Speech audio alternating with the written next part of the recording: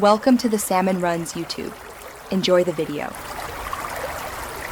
In this video, I will explain how to check your oxygen level at home. Monitoring your blood oxygen saturation is crucial for understanding your respiratory health. We will focus on the pulse oximeter, the most common and effective tool for this purpose. A normal oxygen saturation level typically ranges from 95% to 100%, indicating healthy lung function and oxygen delivery throughout your body. To use a pulse oximeter, simply clip it onto your finger, usually your index or middle finger. Make sure your hand is warm and relaxed, as cold hands can affect accuracy. Avoid wearing nail polish or artificial nails on the finger you are using.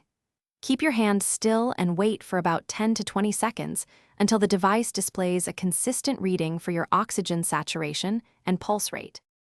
A healthy oxygen saturation, or SpO2, reading is generally between 95% and 100%.